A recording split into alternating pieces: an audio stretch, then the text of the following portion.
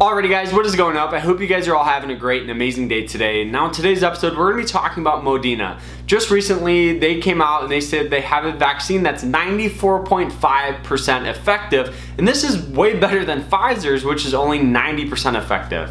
So I hope you guys enjoy it. And if you guys get anything in value, hit that like button because it really helps me out. Also, if you guys want to learn more about investing in the stock market, go ahead and check out my course down below. So now guys, let's jump into it. Roll that intro. Come on, let's go. Bam!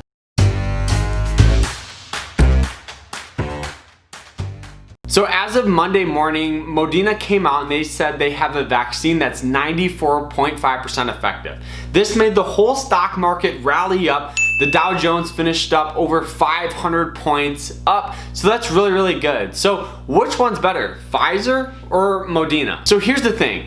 Pfizer is only 90% effective and Moderna is 94.5% effective. So I do think right there, Moderna is ahead of the game. Not to mention, Pfizer, you only can store the vaccine for 5 days in their refrigeration system, and you have to have a special refrigeration system to store Pfizer's vaccine compared to Moderna's, where you can store it for 30 days and you don't need a special refrigeration system.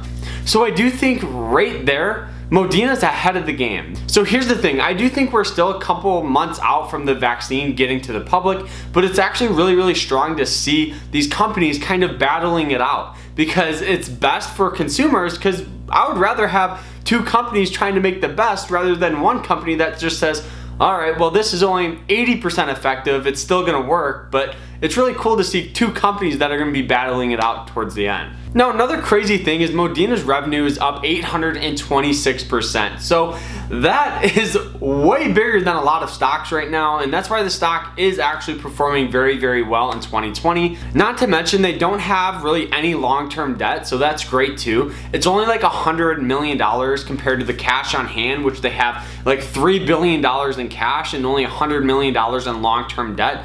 So I don't think it's anything to be worried about. Moderna's stock is actually looking really promising.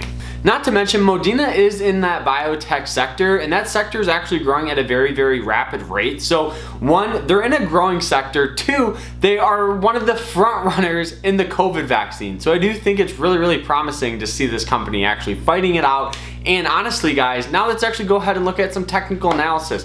I do think the fundamentals look really promising for this stock, but let's go ahead and look at the chart, look at support, resistance, and kind of where I see it in the future. So I hope you guys enjoy it.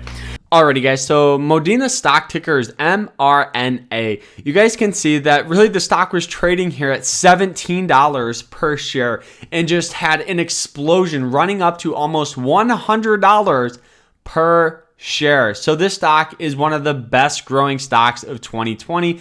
But now looking at support and resistance. Now you guys can see this stock does have some resistance here. I would classify this at like the $100 mark, because you guys can see it kind of comes in contact with it in here and we get some sell off, comes in contact with it and form this doji. A doji is a reversal candle, so I don't think that is too promising for investors. But here's the thing. We're still a couple months out from the vaccine, and I do think once the vaccine is out, that's when we are going to get explosion in revenue and buying pressure, and the stock's going to rally up. Now the thing is it's picking between Pfizer right now and Moderna. So I do think if you're going to invest in a company that is working on the vaccine, I do think Moderna is the company to choose.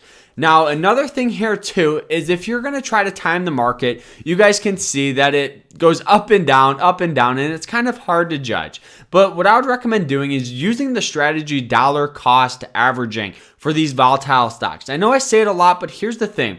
When a stock is going up and down, it's very hard to time the market.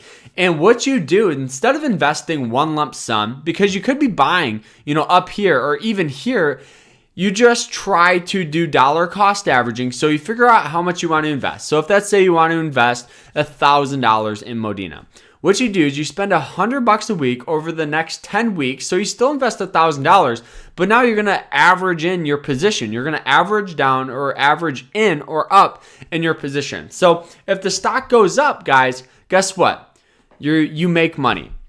If the stock falls down like it does in here, you're just averaging your price down. So even if the stock went up in here, let's just say you bought at 95, then you bought at 85, then 80, and then all the way down here at 68. Your average price is going to be right here at about $82, $85 a share. So right now it's still going to be up, even though you bought at the peak top and the peak bottom.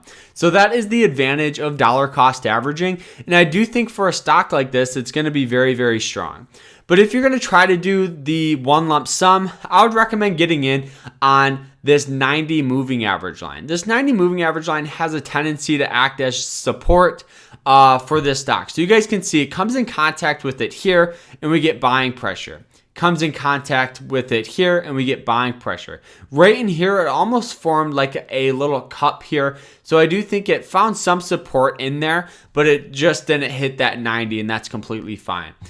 Another thing here, if you don't want to try to time the market, dollar cost averaging will work fine. And I would recommend using M1 Finance for your account. I'm not getting sponsored, but they just make dollar cost averaging a lot easier. Really, if I'm going to buy in, it's going to be at around $70, maybe even $80.